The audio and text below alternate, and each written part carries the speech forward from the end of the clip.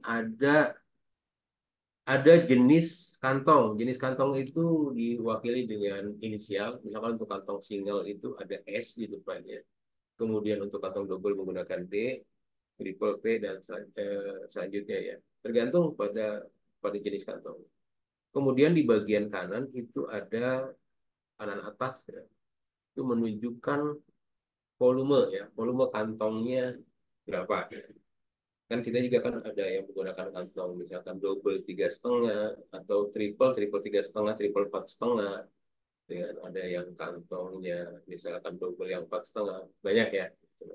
Nah ini outputnya nanti bentuknya akan seperti ini.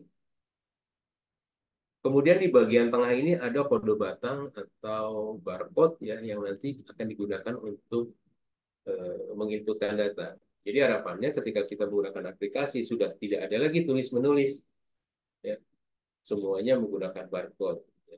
Tinggal kita menggunakan barcode reader untuk membaca eh, nomor kantong tersebut. Nah, pertanyaannya bagaimana nomor kantongnya jika nomor kantong tidak terbaca? Maka di bagian paling bawah itu menunjukkan eh, human reader ya atau kode yang bisa dibaca oleh manusia, yaitu berupa angka sesuai dengan yang pola yang tadi saya sampaikan. Di sini ada 3603. Ini artinya kode wilayah Kabupaten Tangerang. Kemudian ada 230922 artinya 23 ini tahun 2023. Kemudian 09 bulan 22 ini adalah tanggal 22. Lalu ada 551. Itu berarti nomor urut 551. Nah, belakangnya ada afiksnya huruf A. Ya.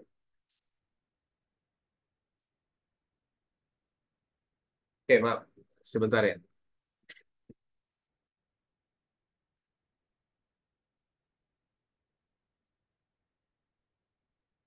Oke, baik kita lanjut.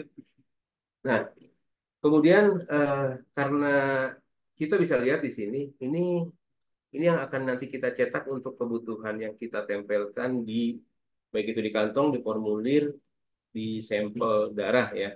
Di sini kalau lihat ini kan sudah kelihatan sebetulnya dengan Q ini berarti ini kantong-kantong quadruple dengan kapasitas 4,5.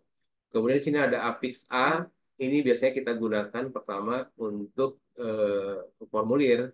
Kemudian ini untuk kantong utama. Lalu kemudian ini dua untuk sampel. Ya. Nah ini tergantung kalau misalkan teman-teman di UTD-nya pemeriksaannya. Kalau di kami mungkin karena pemeriksaan dilakukan adalah pemeriksaan eh, sampel untuk IMLTD dan sampel untuk konfirmasi golongan darah, kami hanya menyediakan 2A saja yang nanti untuk ditempel di sampel. Ya. Tapi kalau misalkan mau lebih gimana, itu bisa apa, sistem bisa menerima inputan berapa banyak yang mau dicetak. Kemudian nanti untuk B, C, dan D ini nanti yang akan ditempel di kantong-kantong eh, satelit ya. Oke, sampai situ dapat ya gambarannya. Nah, selanjutnya eh, setiap kantong darah yang sudah diinputkan datanya di logistik, ini nanti perlu diatur penggunaannya, maka setelah dari logistik, ya, kantong-kantong tersebut akan dikirimkan ke bagian gudang aptab, di mana gudang aptab ini yang akan mengatur nantinya, ya, akan mengatur yang namanya kebutuhan di bagian aptab. Ya. Semua yang mengatur gudang aptab. Nanti kalau dari bagian aptab itu datanya belum di ACC ke bagian pengambilan darah, maka bagian pengambilan darah tidak bisa menggunakan nomor kantong tersebut untuk diinputkan ke dalam sistem. Ya. Artinya belum eh, apa namanya ya, belum masuk ke bagian pengambilan darah. Ya. Itu harus diatur di bagian gudang aptab. Nah, kemudian eh, ini bisa dilihat nanti di ini saja ya di materinya saja itu tinggal baca aja nanti kita akan praktekkan. Yang kedua, fungsi dari gudang aptab itu adalah tadi kita bicara di logistik, sekarang di gudang aptab. Gudang aptab ini tadi yang saya sebutkan ini yang akan mengatur distribusi kantong ke bagian pengambilan darah. Ya, jadi misalkan eh, seluruh kebutuhan untuk kegiatan mobil unit itu akan dipooling di bagian gudang aftab. Sehingga nanti bagian pengambilan darah atau bagian aftab ini akan meminta kebutuhannya sesuai yang dibutuhkan ke bagian gudang aftab. Ya. Nanti yang mengatur ini bagian gudang aftab. Nomor-nomor kantong mana saja yang akan dialirkan datanya ke bagian aftab. Tentunya sesuai dengan permintaan. Misalkan diminta 10 kantong triple, maka akan hanya 10 kantong triple yang akan dikirimkan ke bagian oktav berikut datanya. Datanya itu maksudnya data yang ada di dalam sistem. Karena kalau datanya tidak dikirimkan di dalam sistem, maka nomor-nomor kantong tersebut secara data tidak akan bisa diinputkan datanya ke dalam sistem. Ya. Nanti itu semua diatur di undang. Oke, untuk memudahkan kegiatan penginputan data, maka diperlukan gitu ya, alat bantu. Dalam hal ini kita menggunakan barcode reader ya.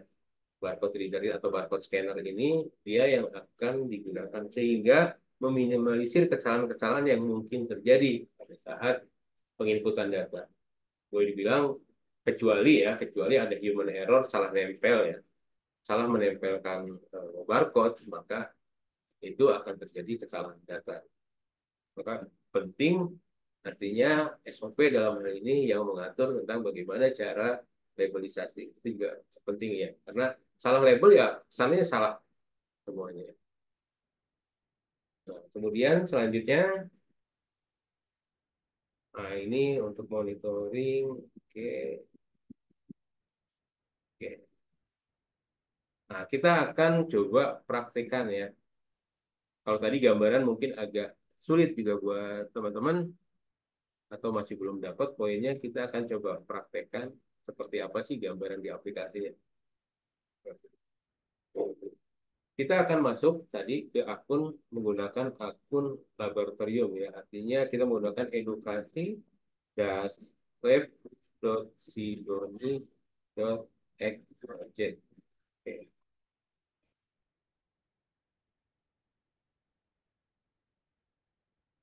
Nah, kita akan masuk. Saya sudah pernah share juga ya untuk ininya, untuk akunnya. Bentar.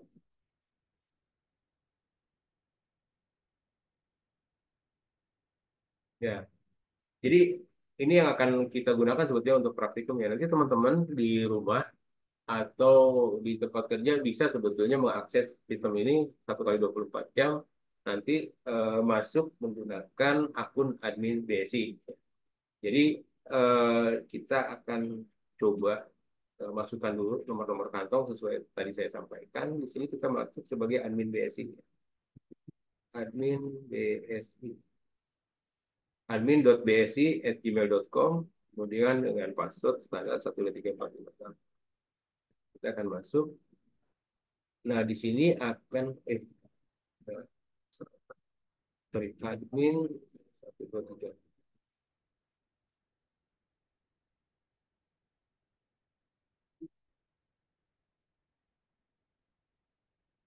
Passwordnya admin 123.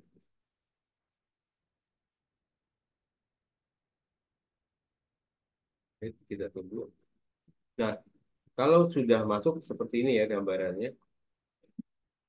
Ini karena kita menggunakan level admin, maka semua apa namanya semua menu akan terbuka di sini ya. Pada prakteknya sebetulnya menu ini tidak akan terbuka semua. Jadi misalkan untuk petugas IMLTD, dia hanya akan membuka menu-menu yang berkaitan dengan IMLTD.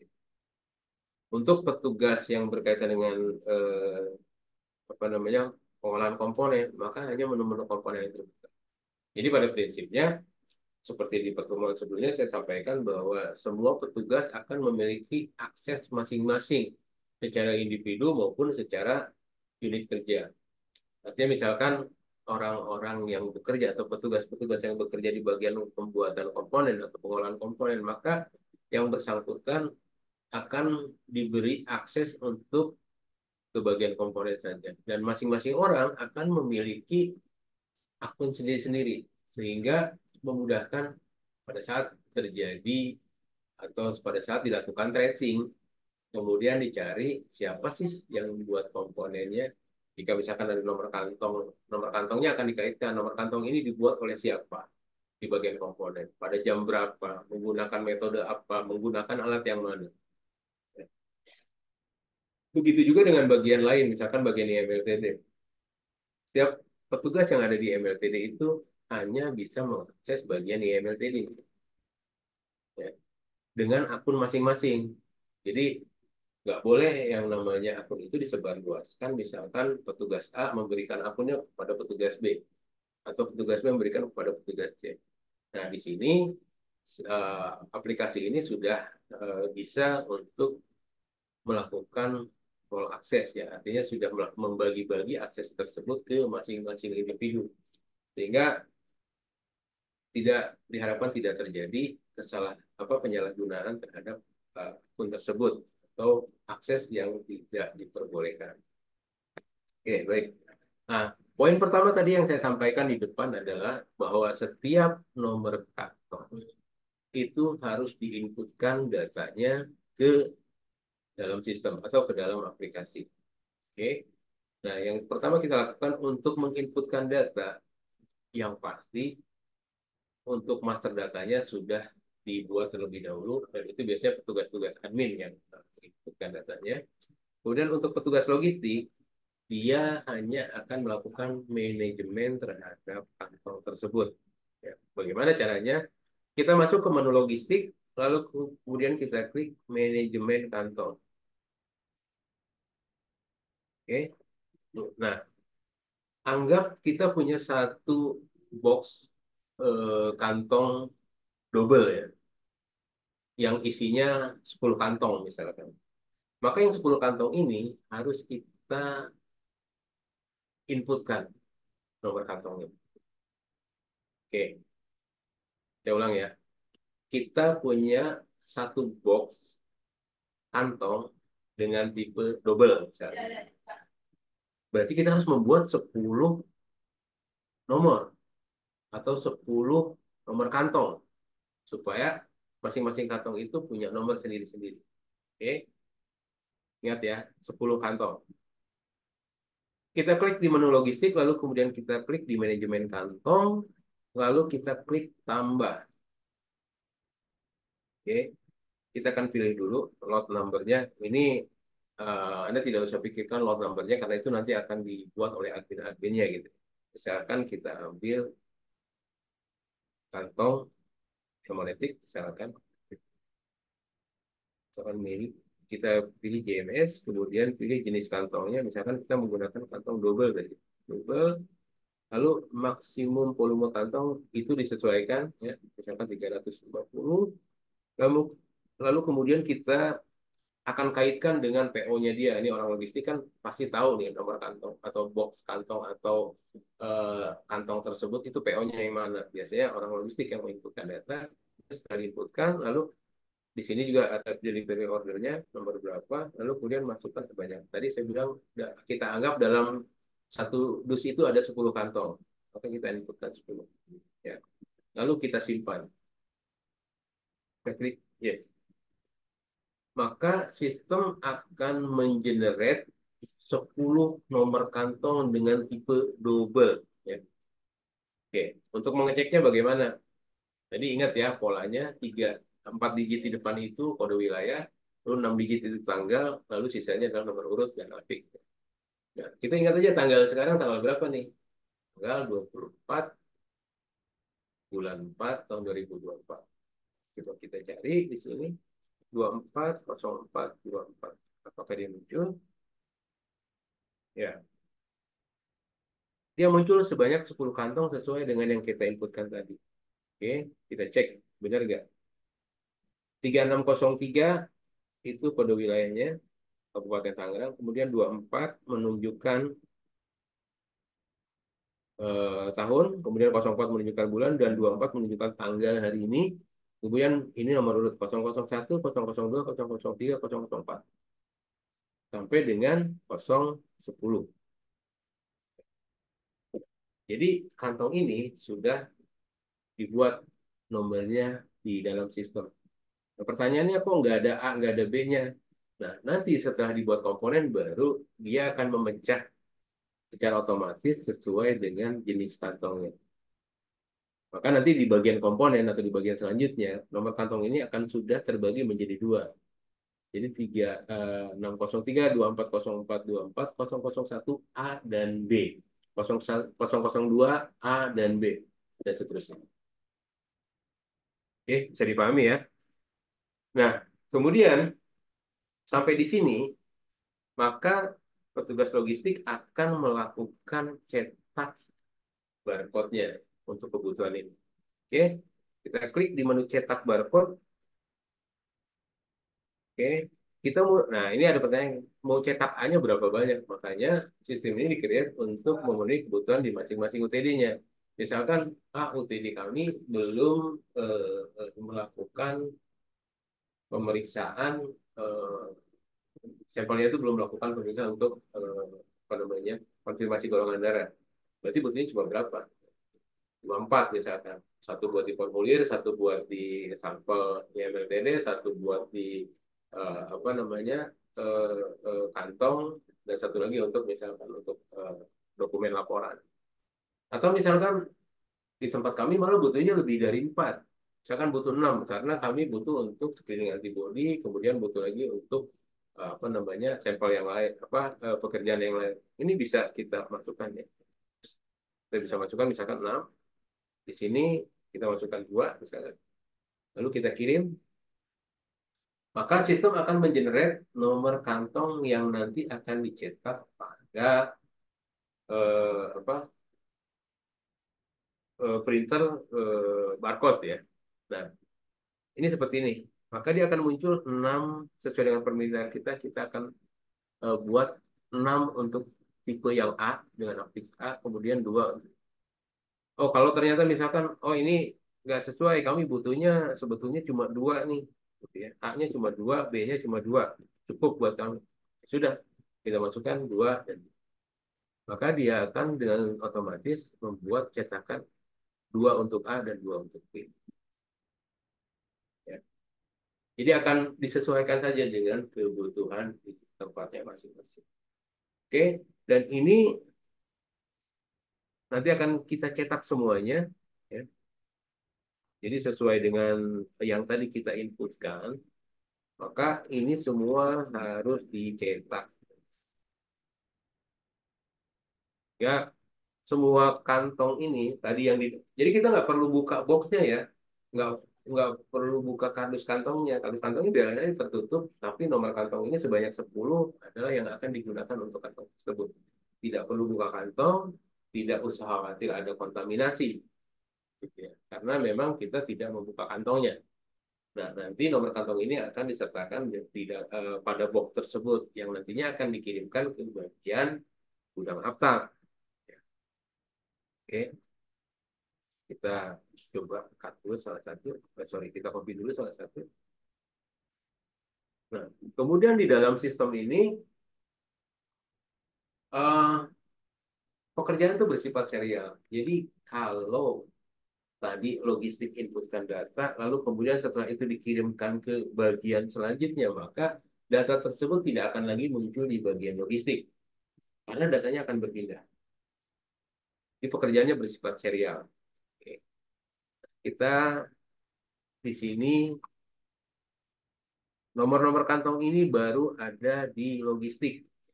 Maka untuk memindahkan ke gudang asal, kita bisa klik di masing-masing. Ya.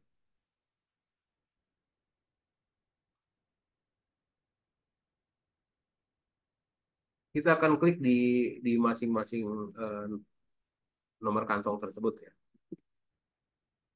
Kita akan pindahkan ke gudang akta.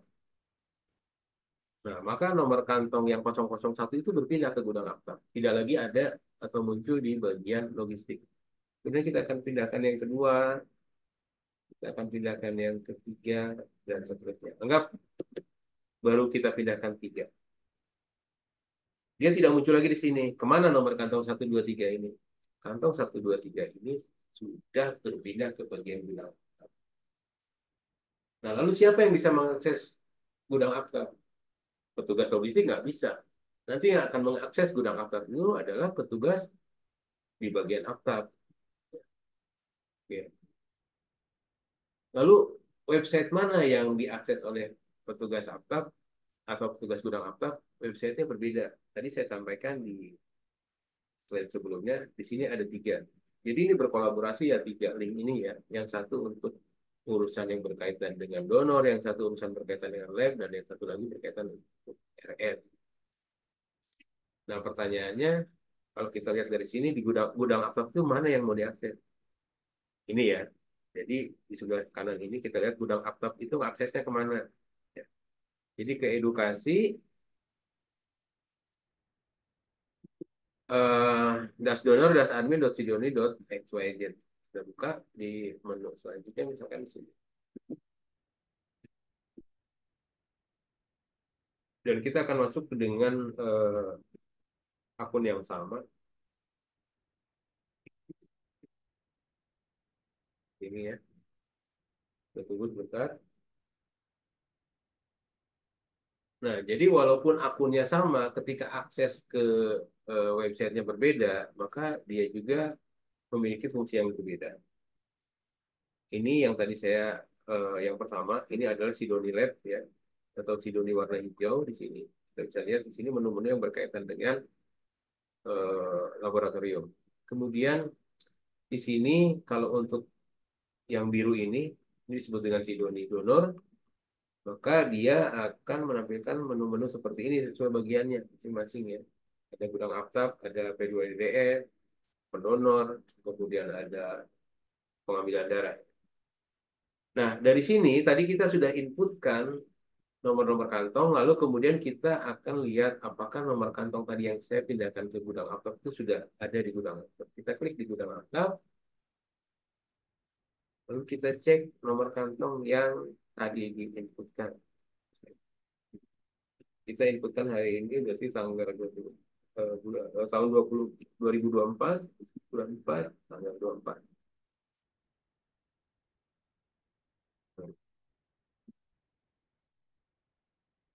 Ya, jadi saya sudah pindahkan 3. Nah, di sini muncul 3. Oke, kita akan coba pindahkan lagi 2. Kita pindahkan ini ke gudang aftab. Lalu kemudian gudang aftab. Oke, kemudian yang kelima kita pindahkan ke gudang aftab. Nah, kita cek di sini, kita buat ulang. Oke, maka nomor kantong yang tadi kita pindahkan sebanyak 5 kantong ini harganya sudah muncul di bagian ini, bagian gudang atas. Sorry. Ya, sebanyak 5 kantong. Oke, bisa dipahami ya?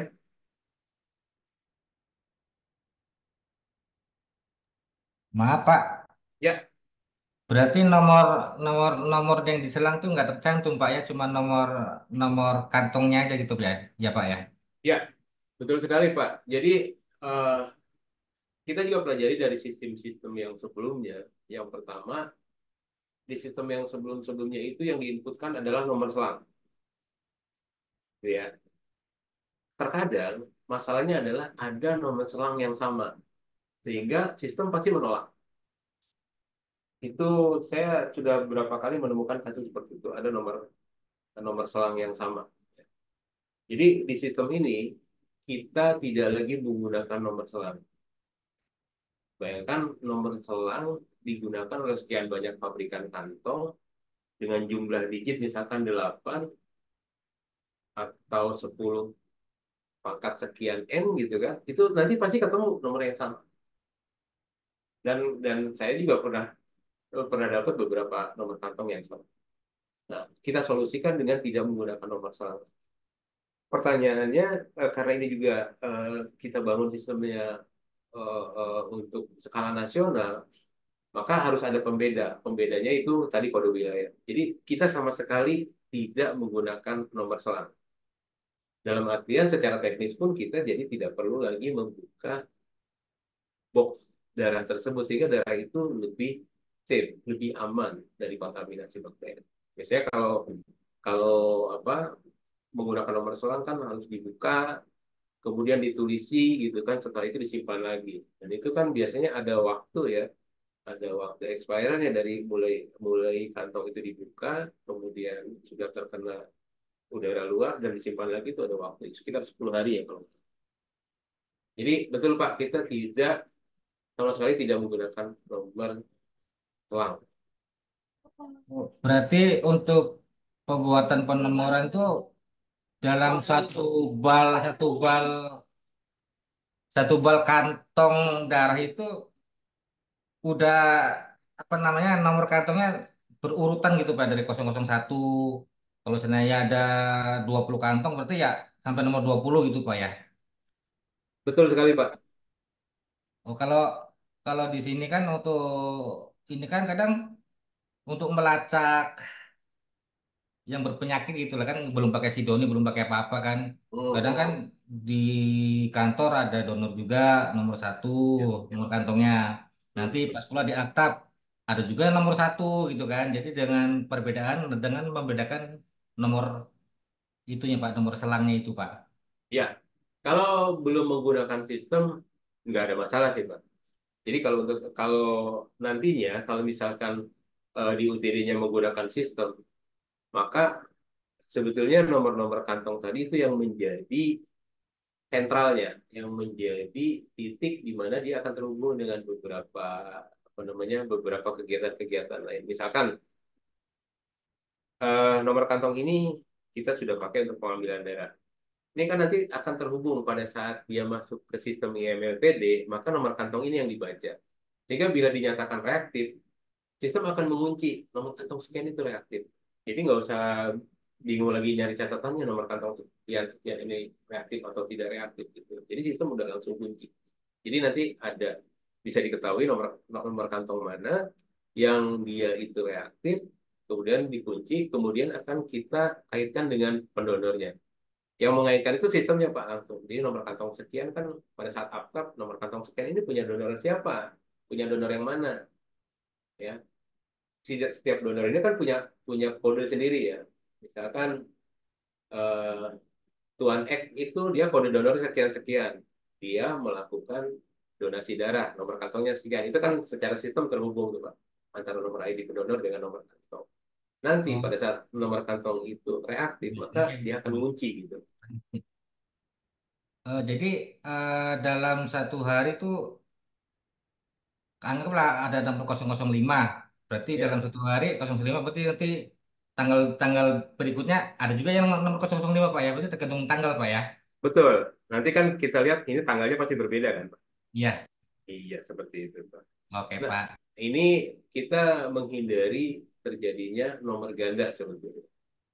Nah, memang kami sendiri kan dulu juga manual, Pak. Di tahun berapa kami masih manual, itu terkadang tulisan orang itu punya karakteristik masing-masing. Pak. Saya berpikir itu angka 5 ternyata itu angka 3. Nah, persepsi-persepsi ini yang sebetulnya juga kita coba kurangi human error itu dengan menggunakan sistem. Nah, mungkin di samping cara menulis orang yang berbeda, pada saat menulis pun, misalkan ketika teman-teman di UTD lain menulis biasanya pada apa stiker ya, stiker kantong ditulis nomor kantong sekian. Yang dilihat itu kan nomor selang. Terkadang bukan tulisannya juga, memang salah baca, akhirnya salah juga. Nah, itu yang sebetulnya dengan menggunakan sistem kita minimalisir yang namanya kegiatan catat mencatat tulis menulis gitu. Karena di beberapa apa seminar atau simposium yang saya hadir, itu 60% dari kesalahan transfusi itu sebetulnya bukan dari teknis, gitu. Bukan dari teknisnya, bukan dari cara mengerjakan komponen, cara mengerjakan crossmatch, tetapi lebih banyak kepada kesalahan clerical error atau tulis menulis, catat mencatat. Dari uptopnya ditulis sebetulnya misalkan angka 5 geser terus ke bagian MLTD udah berubah limanya itu kebacanya 3 ya ditulis 3 geser lagi udah makin ke ke depan jadi makin makin fatal salah. Maka sebetulnya kita juga mendorong sistem ini bisa digunakan di teman-teman UTD yang lain. Yang terutama UTD yang memang eh, mungkin kami juga tidak menyasar UTD-UTD yang besar-besar gitu. Justru untuk apa namanya untuk kita bisa jalan sama-sama, kami itu justru bekerja sama dengan UTD-UTD yang memang notabene belum menggunakan sistem dan dia biasanya belum terlalu besar. Sehingga dengan adanya sistem kita bisa lihat nanti secara signifikan ada kenaikan atau tidak. Mohon maaf, yang terakhir kemarin kami kerjasama dengan Jayapura. eh, Mereka juga sangat concern. Memang untuk awal itu butuh investasi. Tapi dengan adanya sistem ini, semua kegiatan itu akan saling terkoneksi, akan saling terhubung. Sehingga memudahkan untuk penelusuran balik ketika memang terjadi masalah. Gitu loh, Pak. Poinnya adalah nomor kantong ini menjadi sentralnya. Nomor kantong ini akan terkoneksi nanti dengan donor. Nomor kantong ini akan terkoneksi dengan pembuatan komponen. Nomor kantong ini akan terkoneksi dengan INRTD, dengan pemeriksaan golongan, dengan distribusi darah. Sehingga ketika pasien di rumah sakit misalkan menerima transfusi darah dengan nomor kantong 36032404244001 misalkan, lalu terjadi reaksi transfusi, itu bisa dilakukan penelusuran balik. Kenapa sih terjadi reaksi transfusi? Benar nggak nih kantongnya? Bagaimana saat pemeriksaan apa pembuatan komponennya? Siapa yang membuat komponennya? Kapan dikerjakan? Jangan-jangan darah sudah expired atau jangan-jangan salah golongan darah. Makanya nomor kantong itu menjadi sentral dari penelusurannya, gitu ya. Dan itu menjadi penting. Itu harus masuk ke dalam sistem. Berarti yang vitalnya nomor kantong sama tanggal tanggalnya Pak ya. Ya, nanti ya di situ yang kita lihat, pokoknya dalam satu hari itu 001 sampai 999 gitu ya. Itu nanti yang membedakan itu tanggal. Kalau di UTD yang sama, kalau beda UTD, itu pembedanya adalah kode wilayah. Dan di kami sendiri, Pak, di sini eh apa namanya kerjasama pengiriman atau alih distribusi lah kami sebutnya atau dropping antar UTD yang kita kenal gitu. Itu sudah bisa berjalan Pak, di mana ketika kami kekurangan darah, UTD lain ada yang surplus, maka UTD tersebut akan mengirimkan darahnya ke tempat kami ya melalui sistem ini, sehingga nomor kantongnya bisa dilacak dengan mudah. Ada beberapa UTD yang sudah bekerja sama dengan kami, Bapak DKI pernah, Bekasi Kota, Bekasi Kabupaten, Bandung juga, kemudian Aceh yang terakhir pernah juga kirim darah karena di sana surplus. Tidak ada yang menggunakan darahnya, sementara di UTD lain ada yang kekurangan. Mantaunya pakai apa? Ya berarti harus ada sistem yang bisa memantau itu. Dan sistem ini memang kita apa kita bangun untuk bisa digunakan di skala nasional. Sehingga teman-teman UTD lain juga dengan mudah akan bisa melihat apa namanya yang namanya stok darah di UTD-UTD lain. Gitu loh. Baik, kita lanjutkan ya eh, untuk materinya.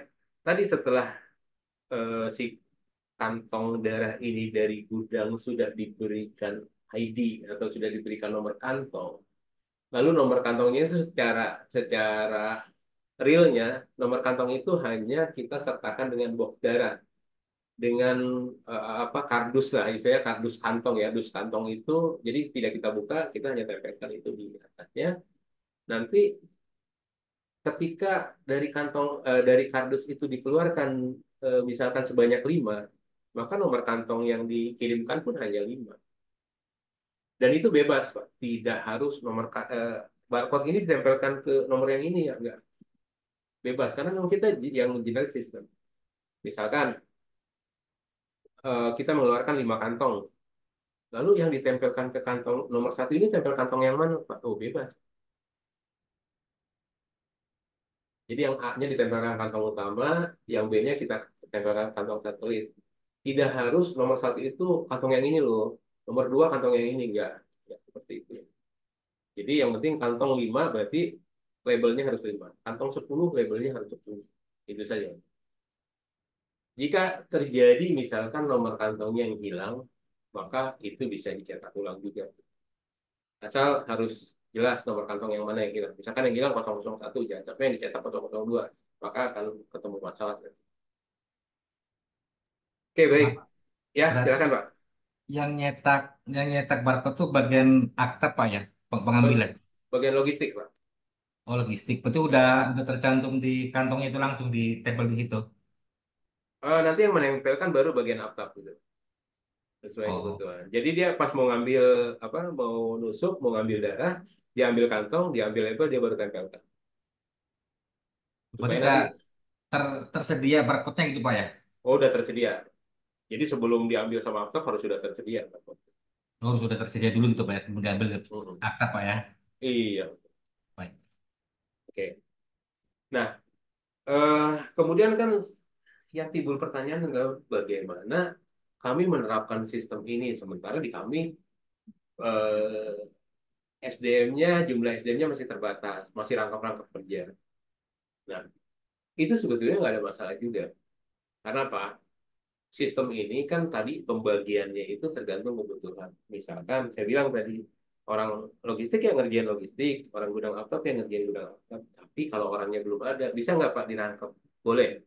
Dan bisa selama dirangkapnya dengan tidak dengan bagian yang krusial dan harus memerlukan rahasia data. Contohnya orang aptap tuh jangan dirangkap dengan orang IMLTD dong. Jadi tahu dong orang aptap tahu dong siapa yang kena penyakit dan siapa yang apa terindikasi reaktif dan itu kan salah satu rahasia yang harus dijaga. Kerahasiaan pasien yang harus dijaga atau kerahasiaan pendonor yang harus dijaga itu nggak boleh. Jadi kalau orang logistik rangkap sama gudang aptop itu masih oke. Lalu rangkap juga misalkan kebetulan karena memang petugas logistiknya nggak ada, adanya petugas aptop merangkap logistik itu juga boleh. Nanti tinggal diatur di sistemnya aja. Misalkan petugas A ini dia punya satu akun tapi dia bisa akses apa aja. Bisa akses logistik, bisa akses gudang aptop, bisa akses aptopnya sendiri. Itu ada masalah. Yang penting ada bagian rahasia yang tidak boleh dirangkap, yang di MLTD itu biasanya. Oke, tadi saya bilang kalau misalkan di sini kita lihat lagi, tadi sudah kita alirkan ke sana ke gudang atap ya dari logistik ke gudang atap kita sudah alirkan datanya sebanyak 5. Tadi kita inputkan 10, sekarang tersisa 5. Oke. Di gudang atap juga ada 5. Artinya clear ya. Yang kita inputkan 10, tersisa di logistik itu sebanyak 5, tersisa di gudang atap sebanyak 5. Nah, sampai di sini secara sistem nomor-nomor kantong tersebut masih belum bisa digunakan di bagian atap. Dalam artian tidak bisa digunakan secara sistem ya. Kalau secara nyatanya sih ya bisa dilakukan.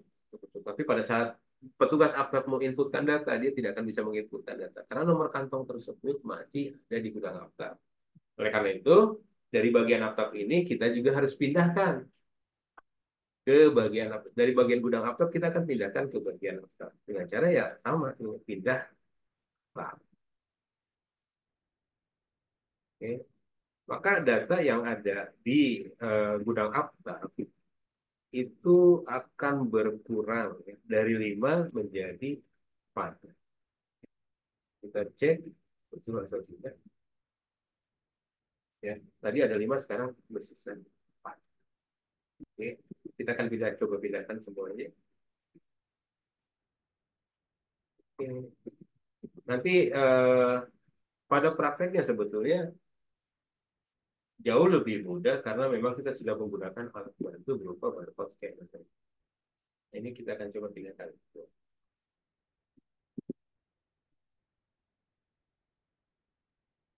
Maka di gudang atap sudah tidak ada lagi ya nomor kantong yang tadi kita input.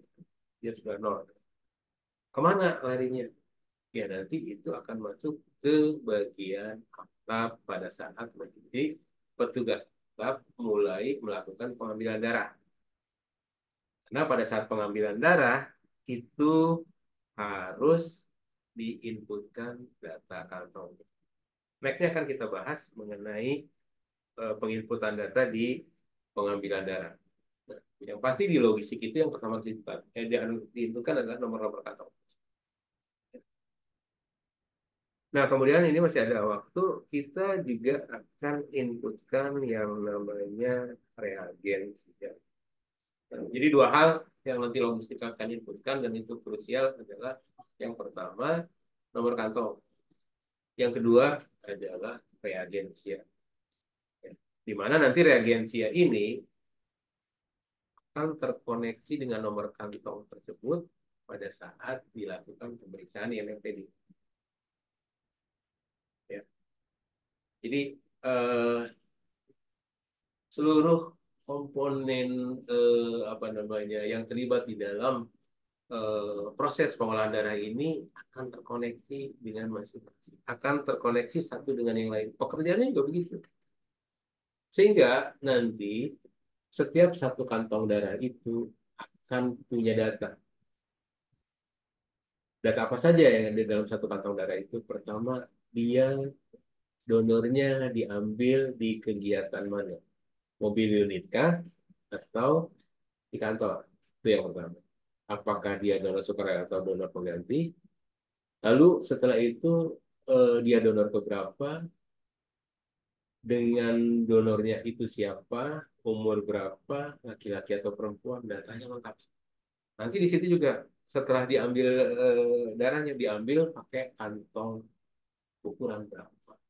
Lalu setelah masuk ke lab, komponennya dibuat oleh siapa pada jam berapa, di tanggal berapa, jadinya apa.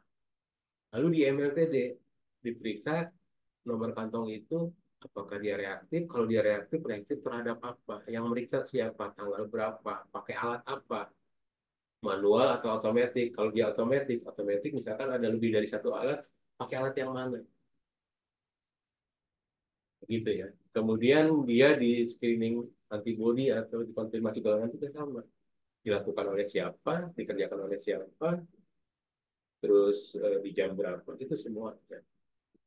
Sehingga seluruh data yang terkait dengan pengolahan darah tersebut terintegrasi menjadi satu.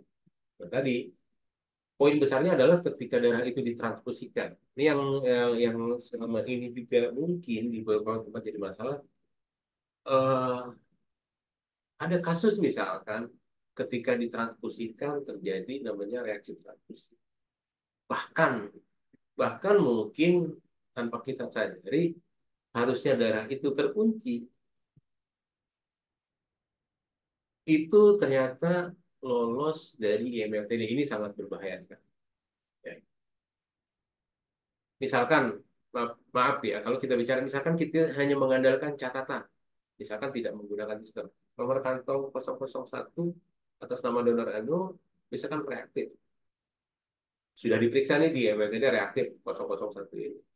Nah, kemudian karena tidak menggunakan sistem, dia kurang lihat, dilihat tidak tidak apa namanya kurang teliti, misalkan dia pikir 001 ternyata 001 masuk lah kantong itu ke bagian permintaan darah. Lalu diminta dari rumah sakit karena anggapan itu sudah lolos dari MPTD, maka didistribusikan darah tersebut ke rumah sakit. Dan apa yang terjadi setelah itu, kita mentransfusikan darah yang reaktif. Ini yang menjadi krusial. Maka untuk mengurangi tingkat kesalahan tersebut atau menghilangkan, karena memang harus nol ya, tidak boleh ada darah dengan kasus MLTD itu keluar. Maka kita bicara menggunakan sistem. Sehingga nomor kantong sekian itu akan terkunci di dalam sistem dan dia tidak akan bisa masuk ke bagian distribusi darah karena kita masih ada satu bagian lagi yang namanya produk rilis sebelum masuk ke bagian apa namanya distribusi darah. Di situ dia akan tidak akan menerima data yang reaktif karena data reaktif langsung dikunci oleh sistem. Begitu dinyatakan oleh bagian IMRTD reaktif, maka data tersebut akan tertahan di bagian IMRTD dan tidak akan ditemukan di bagian lain. Sehingga hanya akan ditemukan darahnya saja. Darahnya ada, tapi datanya tidak ada. Maka itu dinyatakan sebagai reaktif.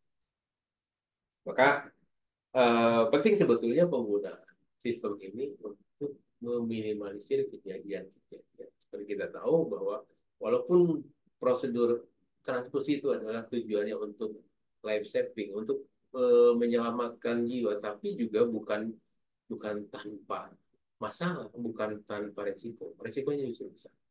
Maka kita harus kurangi hal tersebut dengan apa namanya, dengan kita menggunakan sistem yang betul-betul bisa efektif, efisien, mencegah dan menangkal terjadinya kasus-kasus tersebut. Ya, oke baik. Ada pertanyaan? Saya rasa supaya tidak terlalu jauh juga, kita akan bahas detail tapi nggak terlalu banyak ya poinnya. Nanti next pertemuan mungkin di Sabtu jam 9 untuk memenuhi apa kuota pertemuan sebelum UTS. Kita akan bahas beberapa, mungkin 2 pertemuan ya, kita bahas di tanggal di hari Sabtu ya di jam 9. Baik, sebelum saya tutup, ada pertanyaan? Maaf, izin tanya, Pak. Ya, silakan. Eh, Tentang sistemnya, Pak. Misalkan kantong darah kita sudah terkoneksi nomor kantong Ya, saat atap, terus sambil berjalan saat pendistribusian transfusi itu misalkan eh, data sistemnya kan diisi eh, nomor sekian untuk pasien ini. ya. Misalkan dalam proses transfusinya untuk pasien lain itu sistemnya akan diubah manual atau seperti apa nantinya? Misalkan ada keadaan tertentu darah itu harusnya bukan untuk pasien ini tapi karena keadaan ujian atau apa dan sebagainya kita kasih ke pasien lain. Oke, Sistemnya terganggu atau gimana, Pak? oke, baik. Ah, ini sebetulnya sistem kita itu kan tadi saya sampaikan di depan ada 3. Nah, di sini jadi ada eh, 3 ini diakses oleh teman-teman UTD. Ya. Kemudian ada 2 sistem lagi. Sistem yang satu adalah untuk donor. Jadi si donor itu akan mendownload aplikasi mobile yang digunakan untuk dia proses mendonorkan darah. Lalu kemudian ada satu lagi Sidoni RS versi rumah sakit. Ya, saya ambil contoh di sini, misalkan supaya nanti bisa jelas penjelasannya. Saya ambil contoh, ini saya baru buka 2, yang satu untuk laboratorium, yang satu untuk donor, satu lagi untuk RS. Untuk RS, di sini linknya edukasi, edukasi gas RS dan admin dan sidoni.nc. Ya. Sorry. Nah, kemudian ada website yang juga bisa diakses oleh rumah sakit. Ya. Kita akan coba edukasi gas rs.sidoni.nc. Nah, ini Sidoni RS untuk sisi petugas UTD. Kemudian ada satu lagi Sidoni RS untuk di sisi rumah sakit. Nah, setiap pemesanan dari rumah sakit itu dia juga menggunakan aplikasi. Ya, saya akan buka di sini. Misalnya, saya ambil contoh ya. Saya ambil.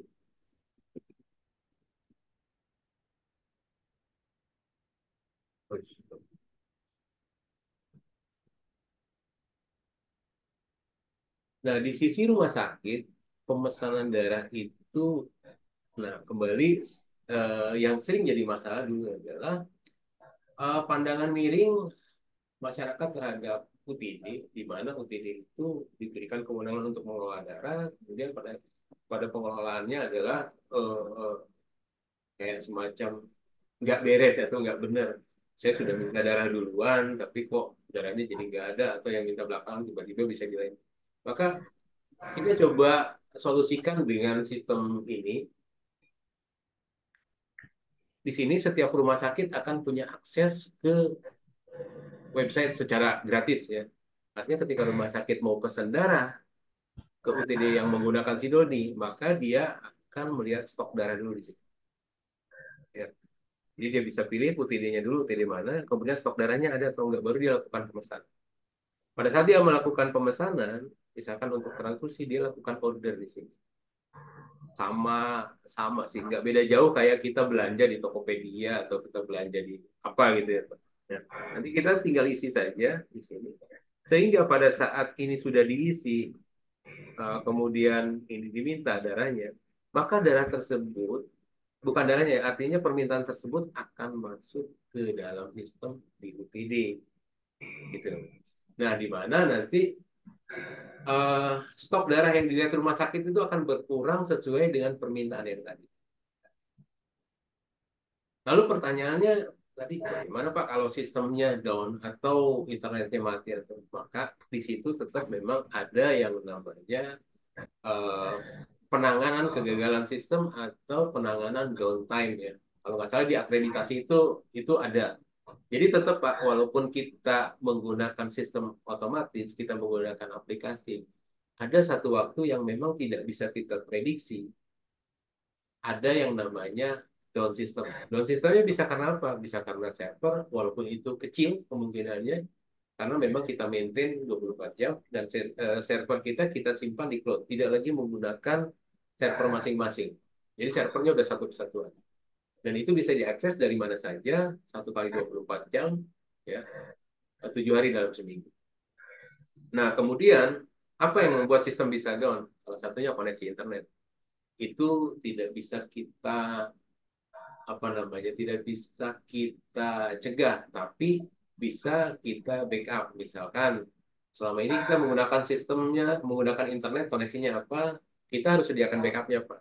Entah itu menggunakan cara modem, menggunakan modem yang eh, apa namanya, bisa dipindah-pindah, ya, portable modem, atau bahkan sistem ini sebenarnya nggak terlalu berat Pak. Jadi kita bisa pakai tethering juga sebetulnya tanpa harus punya koneksi yang seperti apa gitu.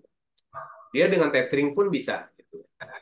Jadi by handphone misalkan, kalau bisa koneksi mati sebetulnya bisa kita tethering ke handphone, ini bisa jalan lagi. Nah, jadi sebetulnya kita juga menerapkan prinsip transparan karena setiap permintaan darah itu bisa melihat ada stok darah atau enggak. Tidak ada lagi stok yang disembunyikan. Tidak ada lagi stok yang apa misalkan dianggap oleh masyarakat bahwa PMI menyembunyikan data. Setiap stok kita upload. Nah, cuma memang ada strategi begini.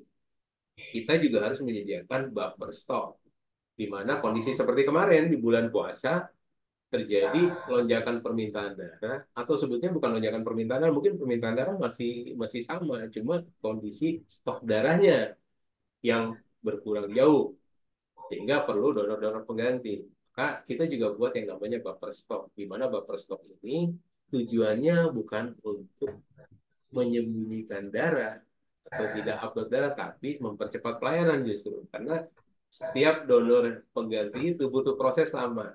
Kalau kita punya buffer stock, kita bisa langsung melayani. Begitu, Pak. Baik, Pak. Makasih. Ya, barangkali ada yang lain? Pak, Ya, silakan, Pak. kalau punya pimpinan yang agak kolot memang susah Pak. Kemarin saya udah jelaskan sama pimpinan kepala UTD kan di sini kan. Pak, ini kami ada informasi di masalah ya administrasi untuk inilah kayak SIM Dodar, tapi ini bukan SIM Dodar Pak, ini namanya Sidoni. Oh marah-marah deh Pak, oh saya nggak mau pakai yang gitu, tak jelas. Pak. eh saya lebih baik pakai apa namanya SIM Dodar yang dari pusat langsung, daripada nanti saya keluar uang 2 kali, saya nggak mau. Tak Oh, diam gitu. saya Pak. Itu undang-undangnya sih Pak. Ya, jadi memang butuh ini ya, Pak. Butuh waktu, betul. Kami juga sedang berproses ya. Artinya memang untuk apa namanya, meyakinkan ini butuh waktu gitu, Pak. Apalagi misalkan sebetulnya saya bukan membandingkan dengan pusat. Jadi eh, kalau di kami SIM donor itu adalah seperti si Doni Lab-nya, Pak. Sedangkan untuk donornya nggak ada. Untuk rumah sakitnya belum ada juga. Belum terkoneksi dengan rumah sakit, belum terkoneksi dengan donor. Artinya sebetulnya banyak hal yang bisa di apa namanya, bisa dihemat ya, Pak. Saya ambil contoh begini. kami sudah tidak lagi menggunakan kartu berbentuk kertas. Kartu donor itu ada di handphone masing-masing pendonor. Kartunya sudah digital. Artinya kalau kita tarik lagi, ini berapa banyak yang bisa kita hemat untuk apa namanya mencetak kartu-kartu tersebut. Belum lagi donor kartunya hilang. Biasanya donor kartunya hilang, UTD bikinin lagi tuh, petugas UTD bikin lagi. Sehingga satu donor itu bisa ada yang punya dua, tiga, atau empat.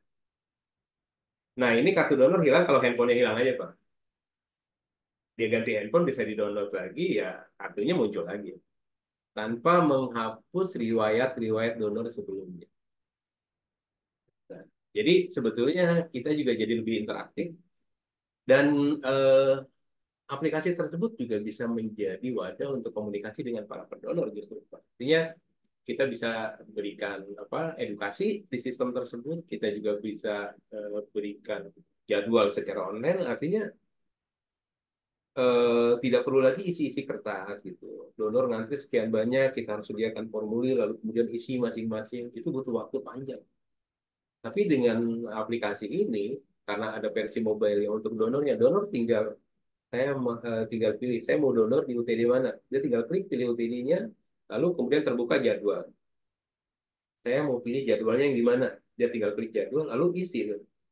Apa yang namanya disebut inform consent atau formulir donor. Dia isi secara digital, lalu kirim selesai. Tinggal datang ke tempat mobil unit atau ke UTD-nya, kasih tahu ini nomor kartu saya, nanti petugas UTD yang akan cek. Sesimpel itu, gitu. Nah, saya khawatir juga sebetulnya kalau misalkan database-nya itu tidak dibuat atau masih menggunakan catatan manual. Lalu orang secara iseng misalkan saya golongannya A, next-nya dia donor lagi golongan B. Atau dia menggunakan data lain sehingga bisa donor. Ada Pak beberapa donor juga yang saking hobinya donor, mungkin belum waktunya sudah mau donor lagi. Nah, sistem ini mencegah hal tersebut terjadi. Artinya kalau belum waktunya dia akan terjadi. Dan ini juga kan kita koneksikan dengan KTP atau NIK. Jadi sehingga kalau donor kita misalkan agak ragu, dia kita cek NIK-nya ternyata sudah pernah donor, atau dia donor di tempat lain, di UTD lain, dia sebetulnya reaktif datang ke tempat kita. Berapa banyak Pak yang kita dirugikan? Kantong, reagen, tenaga, listrik, dan lain sebagainya. Tapi kalau UTD-nya sudah sama-sama menggunakan sistem yang saling terkoneksi, maka orang yang di tempat di UTD lain ini donor kemudian dia reaktif, di tempat kita datang juga nggak akan muncul. Jadi ada warning reaktif gitu. Sehingga kita tidak akan ambil. Dan lalu bagaimana kalau donor itu komplain? Kita di situ ada pemberitahuan bahwa silakan hubungi UTD terakhir mereka donor. Jadi eh, apa yang selama ini jadi masalah, bagaimana caranya kita memblokir donor-donor yang reaktif di tempat lain supaya tidak donor di tempat di UTD yang lain. Itu yang selama ini mungkin jadi keinginan dari beberapa atau di seluruh UTD itu sudah bisa dilakukan sebetulnya Pak, dengan aplikasi. Nah, sementara aplikasi yang lain memang sampai saat ini belum belum bisa lakukan itu. Nah, untuk pilot projectnya sebetulnya kita sudah bekerja sama dengan UTD Bandung, Kabupaten, dengan Kota Jayapura juga sudah kita. Jayapura Kabupaten Tanggung jauh Pak tempatnya gitu, ya, ujung ke ujung gitu. Tapi prosesnya juga bisa kita lakukan secara online.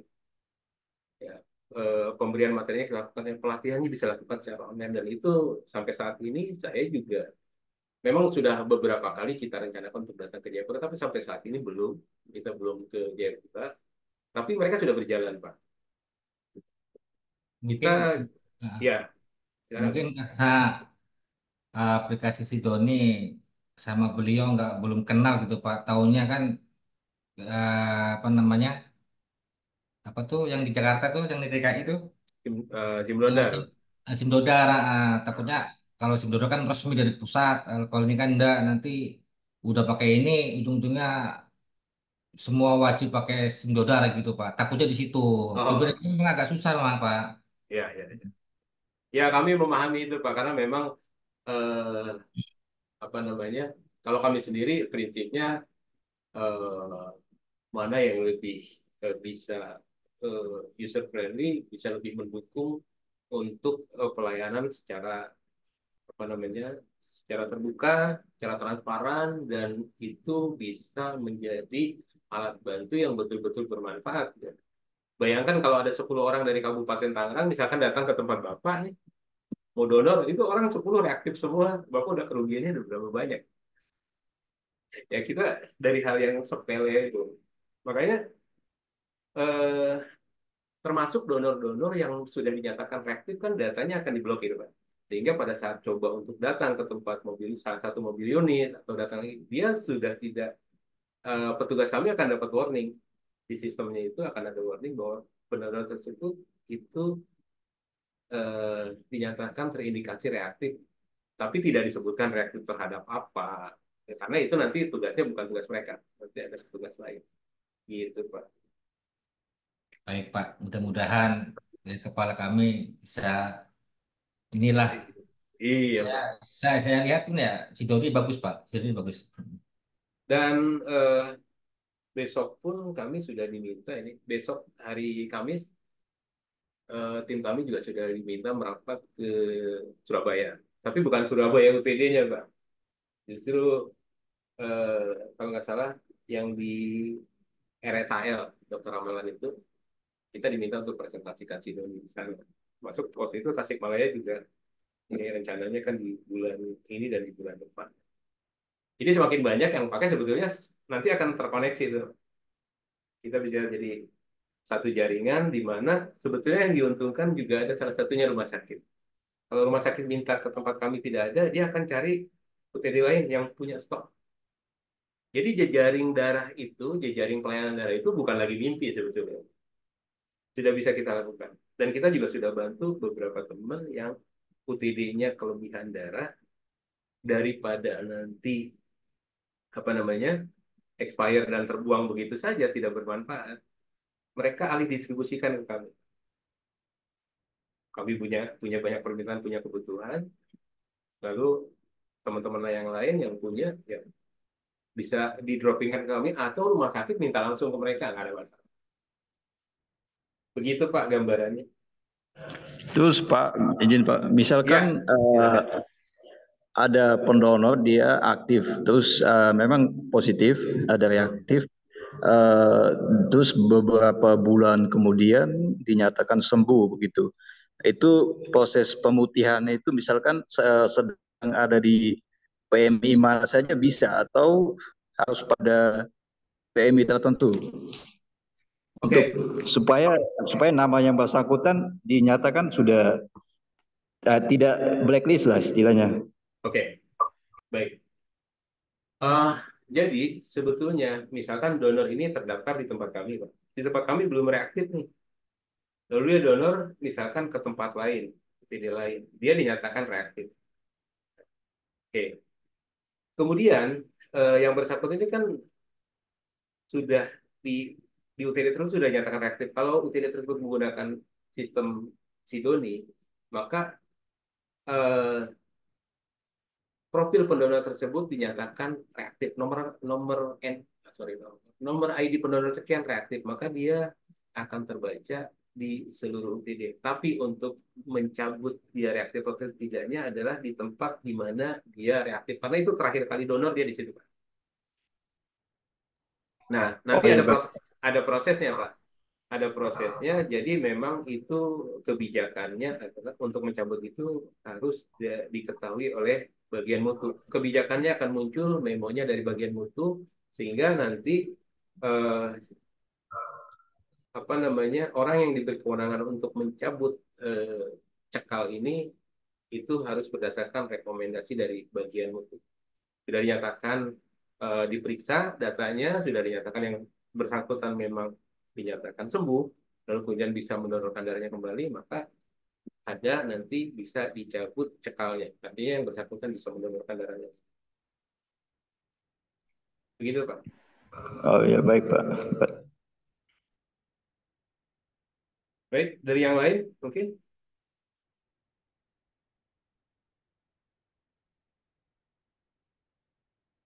Oke, Berarti Pak, ya silakan, Pak. berarti harus kembali lagi ke UTD yang saat itu reaktif ya. Misalnya nggak ada pendonor yang biasa jalan ke kota mana gitu, pas Ya. gitu. Berarti Ya, saat dideteksi reaktif itu yang di situ pemutihan lagi namanya di situ ya. ya. Sebetulnya begini Pak, Oke. secara secara sistem nanti kan ada tingkatannya Pak. Jadi ada apa namanya istilahnya ada user, nanti ada beberapa level Pak, ada admin, ada super admin, jadi nanti ada yang paling tinggi juga mungkin di si developnya itu sebetulnya apa namanya karena sistem ini sebetulnya online Pak. Jadi sebenarnya diakses dari manapun bisa, asalkan yang bersangkutan itu memiliki hak untuk mengaksesnya. Nah, Iya. maka permasalahan-permasalahan yang muncul juga, ini mungkin nanti ini kaitannya kalau kita implementasi sistem itu kan bukan hanya investasi peralatan, investasi SDM, tapi juga support, kemudahan untuk supportnya. Kalau ada masalah bagaimana? Ya, jangan sampai masalahnya, misalkan ada masalah nih kantongnya ketuker, sementara darahnya darah triple, ini kan ada produk tesnya yang 5 hari. Ini kalau sampai lewat 5 hari nggak selesai, expired. Atau misalkan sampai 35 hari tidak ada penyelesaian, expired. Nah, kita juga sediakan tim support yang boleh dibilang 1 kali 24 jam, di mana ada permasalahan, maka kita akan diskusikan. Biasanya kami dengan UTD yang sudah implementasi Sidoni itu punya satu grup. Jadi permasalahan apapun nanti dilemparkan di situ, kita carikan solusinya seperti apa. Dan pada saat implementasi itu sebetulnya hal yang biasa terjadi, salah input data kan, kemudian apa tertukar sampel, apa tertukar kantongnya, atau salah input golongan. Itu by data bisa kita selesaikan. Kami punya tim support yang menyelesaikan itu secara online tanpa harus mengundang datang ke sana gitu kan. Ya kalau dekat masih enak, Pak. Kalau jauh, jauh-jauh ongkosnya mahal. Terus Bapak harus ngongkosin kami ke sana, cuma mau merubah golongan darah jadi dari A jadi O, kan nggak mungkin. Jadi semuanya hal-hal yang seperti itu kita lakukan secara online.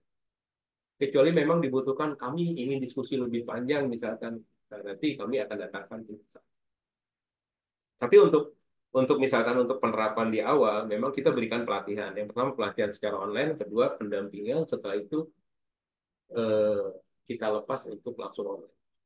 Jayapura eh, itu agak berbeda. Mereka kami lepas tanpa pendampingan, mereka langsung online. Nah, ternyata bisa gitu kan. Artinya ini bukan sesuatu yang sulit selama memang ada kemauan. Ya. Begitu Pak. Baik, Pak. Makasih. Masih ada yang lain? Ini karena memang kebanyakan dari UPD, jadi memang bisa bisa agak luas nih. Diskusinya bisa agak luas gitu. Oke, baik. Kalau memang sudah tidak ada lagi, nanti saya akan share materinya atau modul-modul untuk penggunaan aplikasi ini yang nanti teman-teman di UTD itu bisa coba ya, bisa coba langsung tanpa harus menggunakan aplikasi ini terlebih dahulu. Silakan, karena kami sediakan aplikasi Sidoni yang versi edukasi ini untuk dipelajari oleh teman-teman yang memang berminat, baik itu secara institusi maupun secara pribadi. Misalkan, saya mau coba sendiri, gitu. Silakan, kami nanti berikan apa namanya panduannya.